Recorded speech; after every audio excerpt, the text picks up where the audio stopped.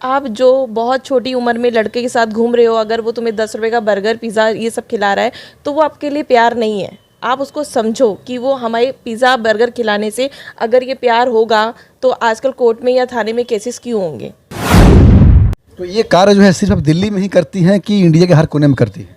नहीं, मैं all India करती हूँ। मैं काफ़ी जगह जा चुकी हूँ। अगर किसी को मेरी मदद की ज़रूरत हो तो ऑल इंडिया में कहीं पर भी हो, मैं वहाँ जाने के लिए तैयार हूँ।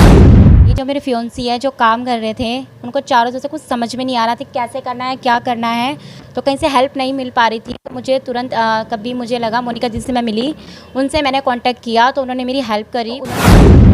कई लड़कियां होती हैं कि आज तो उसने मुझे एक इयररिंग्स दिला दिया, आज उसने मुझे ब्रेसलेट दिलाया, आज वो मुझे होटल में खाना खिलाने ले गया, पर लेकिन आप लोग ये भी तो समझो कि वो चीज़ दिलाने से पहले वो आपको कितना % यूज़ कर रहा है। मैं लड़कियों को यही समझाऊंगी कि आप अपना पढ़ाई में अपने करियर पे फोकस करो।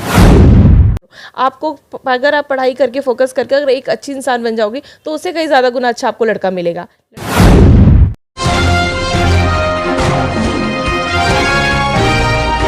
नमस्कार, मैं हूं ललन सिन्हा और आप देख रहे हैं न्यूज़ 0 किलोमीटर, खबरों से कोई दूरी नहीं।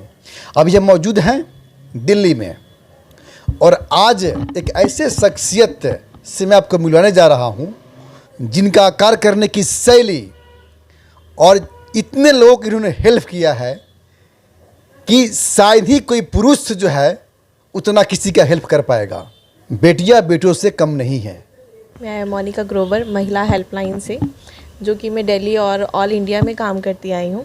आपके जीवन में ये कार्य जो है कैसे आया कि जो है मैं महिला को हेल्प करूँ? इसके अलावा कोई दूसरा काम नहीं आया क्या? ये काम मैं 2014 से कर रही हूँ और एकदम से मन में आया कि मैं महिलाओं की मदद करूँ। अभी तो मैं जनरल तरीके से किसी की मदद करने गई थी, तो मदद में मैं कामयाब हुई, तो मुझे लगा कि मुझे सबकी मदद करनी चाहिए और मदद करने के लिए हमारे पास कोई राइट्स होने चाहिए थे, जिसके लिए मैं या तो कोई दिल्ली पुलिस ज्वाइन करूं या मैं कुछ ज्वाइन करती। तो दिल्ली पुलिस की तो मेरी नहीं थी कि मैं ज्वाइन कर पाऊँ ये, तो मैंने एक महिला हेल्पलाइन बनाई, एक NGO बनाई और NGO के माध्यम से मैं सबकी मदद करने लगी। जब मदद करने लगी तो मुझे बोला गया कि एक स्कूल है, स्कूल में बच्चों को good touch, bad touch, self defence सिखाया जाए। तो हमने 1 में किया, 2 में किया, करते करते पूरा जो डिस्ट्रिक्ट था वो मुझे मिल गया मेरी परफॉर्मेंस देख के। उसके बाद फिर मुझे अदर से भी बुलाने लगे कि आप बिल्कुल मतलब ये सब चीज़ें लड़कियों को सिखाओ। सिखाने के साथ साथ फिर मुझे ना हमने एक और SHO से डिस्कस किया कि सर एक सिखाना और किसी की कंप्लेंट सुनना ही हमारे लिए एक मकसद नहीं है। हमें क्या करना चाहिए कि आगे उनके पेरेंट्स को बुला करके, जो लड़कियां स्कूल में निकलती हैं और जो कंप्लेंट्स अपनी दिखाती हैं कि हाँ मेरे साथ ये गलत हो रहा है, अगर हम उन लोगों को लेते हैं और उनके पेरेंट्स को बुलाते हैं तो उससे हम अपनी प्रॉब्लम को सॉल्व करके अपने क्राइम को कम कर सकते हैं। इसलिए हमने फिर उनके पेरेंट्स को बुलाना स्टार्ट किया कि आपकी बच्ची के साथ घर में ये घटना घट रही है, तो उस चीज़ से हम काफ़ी % सुधार कर पाए थे, जिसका रेशियो हमारा 98% वेस्ट में आ चुका था। लगभग कितने लोगों को अब तक आपने मदद कर चुकी है? वो तो मेरे गूगल पे शो हो रहा है कि मैंने कितने लोग मुझे व्यूज़ कर चुके हैं, कितने लोग कमेंट कर चुके हैं, और उसके माध्यम से बाकी मैं अगर काउंट कर पाऊँ तो मैं नहीं काउंट कर पाऊँगी। बाकी काफ़ी लोगों की मैंने मदद की है और फीडबैक मुझे मिले हैं। तो ये कार्य जो है सिर्फ आप दिल्ली में ही करती हैं कि इंडिया के हर कोने में करती हैं? नहीं, मैं ऑल इंडिया करती हूँ। मैं काफ़ी जगह जा चुकी हूँ और आगे भी जाती रहूँगी कि मुझे अगर किसी को मेरी मदद की ज़रूरत हो तो ऑल इंडिया में कहीं पर भी हो, मैं वहाँ जाने के लिए तैयार हूँ। अच्छा, ये कार्य करने में आपको किन किन जो है परिस्थितियों से गुजरना पड़ता है?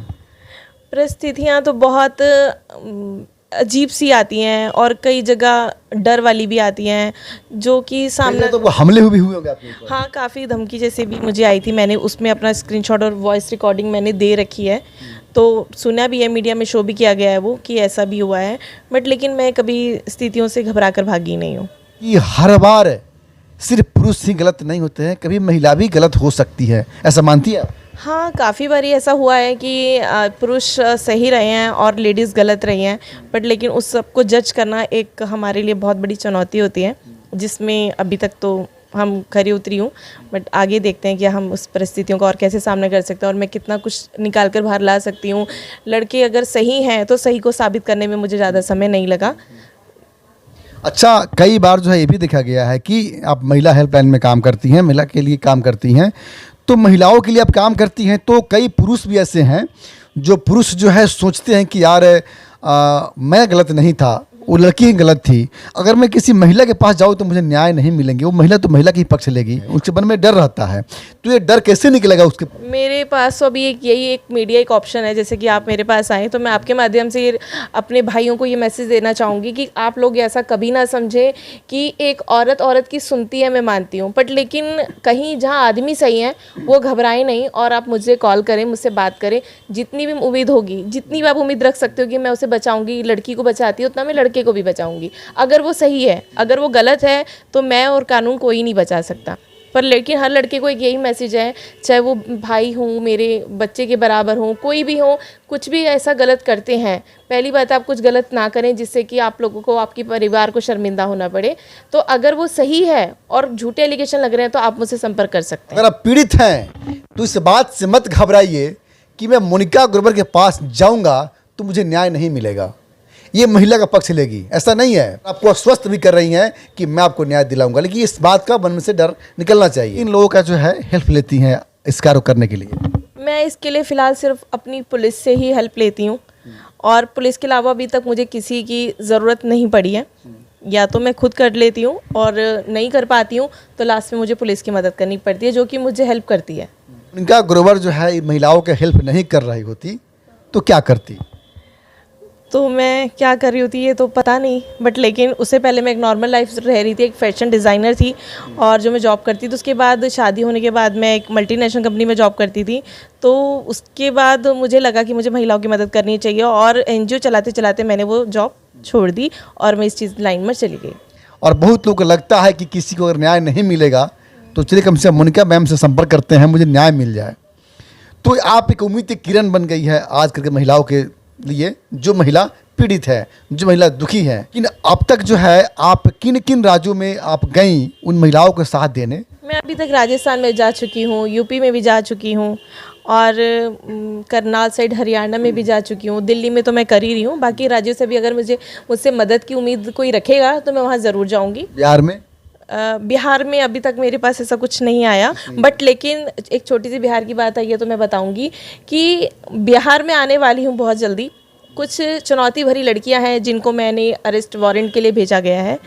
वो इसलिए क्योंकि एक हमारी भोपाल की एक यूट्यूबर है, मैं उस यूट्यूबर का नाम तो अभी नहीं लूँगी क्योंकि जब तक मेरे पास एफआईआर नहीं पूरी हो जाएगी और जब तक मैं उन लोगों को अरेस्ट नहीं कर लूँगी, जब तक मैं उन लोगों का नाम नहीं लूँगी। बट लेकिन आपके झारखंड इलाके से, बिलासपुर एरिया से मैंने 9 लोगों को पकड़ा है और उनके खिलाफ अभी एफआईआर हो रही है क्योंकि आप समझ रहे होंगे फेक आईडी, एक फेक आईडी पे किसी की न्यूड फोटो डालना, किसी के लिए गलत पिक्चर्स को डालना, वो गलत है। सोशल मीडिया आपकी मदद के लिए है, आप गलत चीज़ें उस पर यूज़ करें वो नहीं है। तो प्लीज़ आप लोग सोशल मीडिया का मिसयूज़ ना करें। ये चेहरों के साथ जो हमने पकड़े हैं, तो उसके लिए मुझे झारखंड जाना है और बिलासपुर जाना है। काफ़ी 4-5 स्टेट हैं जहां मैं जाकर उनको पकड़ने वाली हूँ बहुत जल्दी। माँ जी, आपकी बेटी शुरू से ऐसी हैं या बाद में ऐसा जो है लगा कि जनहित का काम करना चाहिए, लोगों की सेवा करना चाहिए? नहीं, ये बेटी तो खैर शुरू से ही बहुत मतलब इंटेलिजेंट थी। यानी ऐसी बेटियों में आपको गर्व हो रहा है? बहुत बहुत गर्व हो रहा है। यानी हर माँ के पास ऐसी बेटियां होनी चाहिए। हर माँ के पास ऐसी बेटियां होनी चाहिए। माता पिता का सपना होता है कि हमारी बेटियों से, हमारी बेटों से हमारी पहचान हो, तो गर्व होता है। और ये काम बिल्कुल जो है बखूबी जो है मोनिका ग्रोवर कर रही हैं। और इनके साथ जो है मासी भी हैं इनकी। आप क्या कहेंगे ऐसी बेटियों के बारे में? हम तो ये कहेंगे गर्व है हमको। जीवन जीने के लिए जितने ही पैसे होंगे ना कम पड़ जाएंगे और आप इस दुनिया से चले जाएंगे, लेकिन आपके बिना भी दुनिया चल रहा था। आप न भी रहेंगे फिर भी दुनिया चलेगी। मगर इस बात के लिए हमेशा याद रखिए कि मरने के बाद जब आपकी नाम की चर्चा ना हो, आपके व्यक्तित्व का चर्चा ना हो, तो जीवन बेकार है। जो काम बखूबी जो है मोनिका जी कर रही हैं। ये सब बहन बेटियों को यही सिखाती हूँ कि एक समझ के बाद अगर आप किसी लड़के से बात करते हो तो आपको सोचने समझने की क्षमता मिलती है। पर लेकिन आप जो बहुत छोटी उम्र में लड़के के साथ घूम रहे हो, अगर वो तुम्हें 10 रुपये का बर्गर, पिज़्ज़ा ये सब खिला रहा है तो वो आपके लिए प्यार नहीं है। आप उसको समझो कि वो हमारे पिज़्ज़ा बर्गर खिलाने से अगर ये प्यार होगा तो आजकल कोर्ट में या थाने में केसेस क्यों होंगे। अगर आप अपनी एज के अकॉर्डिंग अपनी लाइफ चुनेंगे कि हाँ ये लड़का मेरे लिए बहुत अच्छा है तो ज़्यादा बेटर रहेगा। कई लड़कियां होती हैं कि आज तो उसने मुझे एक इयररिंग्स दिला दिया, आज उसने मुझे ब्रेसलेट दिलाया, आज वो मुझे होटल में खाना खिलाने ले गया, पर लेकिन आप लोग ये भी तो समझो कि वो चीज़ दिलाने से पहले वो आपको कितना % यूज़ कर रहा है, उसके बाद आप अपनी अच्छाई और बुराई समझ पाएंगे। तो मैं आप लोगों को हर एक को सिर्फ एक मीडिया के थ्रू ही आप लोगों को मैसेज दे सकती हूँ कि आप अपना भविष्य खुद बनाओ, पहले आप अपना करियर देखो। ये सब चीज़ें फालतू की रहती हैं और आप लोगों को सिर्फ एक झांसे के लिए, अपने टाइम पास के लिए रखा जाता है। उन बच्चों के लिए क्या संदेश देंगे आप जो बच्चियाँ यानी कम उम्र में प्यार कर बैठती हैं, यानी माता पिता के 20 वर्षों की सपना को रौन देती है। 20 वर्षों में जो माता पिता उन्होंने प्यार दिया उस प्यार को भूल जाती हैं, बस क्षण भर के प्यार के लिए माता पिता के जो सपने होते हैं उन सपनों को रौंद के चले जाती हैं। उन बच्चों के लिए आप क्या कहेंगे? मैं उन बच्चियों के लिए तो यही कहूँगी, वो खुद भी आस पड़ोस का अगर माहौल देख पाएंगी तो वो लड़कियां कभी कामयाब होती हुई मैंने नहीं देखी। वो अक्सर 2 महीने, 10 दिन, 15 दिन, महीने में वो लौट कर वापस उसी पुलिस स्टेशन में या घर की चौखट पे दोबारा खड़ी हो जाती कि मुझसे गलती हुई। तो ये चीज़ गलती करने से पहले ही आप ये सोचो कि अगर हमें उस लड़के ने लात मार दी या उस लड़के ने हमें छोड़ दिया तो हम कहाँ जाएंगे। माँ बाप की इज़्ज़त तो आप लोग ख़राब कर चुके हो, अपनी इज़्ज़त भी ख़राब कर चुके हो, तो आगे दूसरे को देख कर सबक ले सकती हो।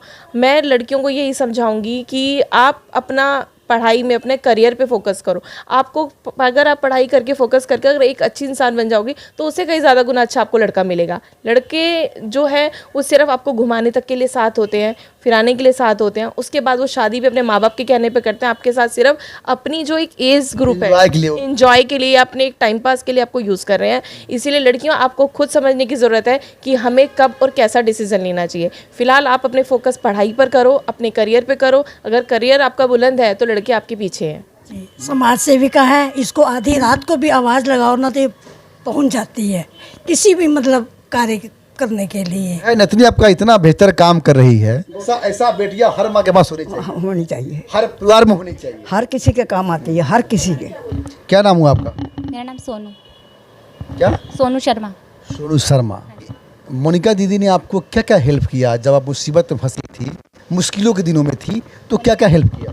मोनिका दीदी ने मेरी ये हेल्प करी, जो मेरे फियोन्सी है जो काम कर रहे थे, उनको चारों से कुछ समझ में नहीं आ रहा था कैसे करना है, क्या करना है, तो कहीं से हेल्प नहीं मिल पा रही थी। तो मुझे तुरंत कभी मुझे लगा मोनिका जिससे मैं मिली उनसे मैंने कांटेक्ट किया, तो उन्होंने मेरी हेल्प करी, उन्होंने मेरी मदद करी इस तरीके से पुलिस के दौरान। फिर उन्होंने मेरा जो फियोन्सी का काम था पुलिस के दौरान ऐसे करके हेल्प कर दी मेरी। इनकी फियांसी की एक रेडी लगती थी जो कि वो फूड्स वगैरह की लगाते थे, तो वो इतना नहीं कमा पा रहे थे जितना उसको एमसीडी को भरना पड़ रहा था। कभी एमसीडी उनका सामान उठा के लेके जा रही है, कभी पुलिस आके परेशान कर रही है। तो पुलिस से तो हर एक कोई डरता ही आया है, तो पुलिस की एक अपनी छाप है कि वो एक पुलिस है।